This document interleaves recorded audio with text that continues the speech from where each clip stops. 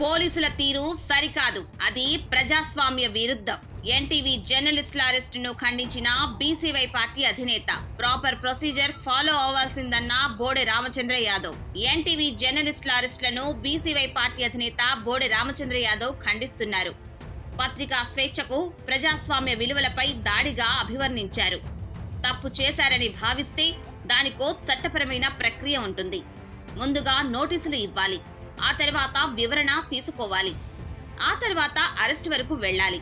అంతేకాని దుందుడుగుడుగా వెళ్లడం సరికాదంటున్నారు బీసీవై పార్టీ అధినేత బోడె రామచంద్ర యాదవ్. అందులోనూ ప్రజాస్వామ్య వ్యవస్థకు నాలుగో స్తంభంగా ఉన్న జర్నలిస్టుల విషయంలో వ్యవహరించాల్సిన తీరు కూడా అది కాదు.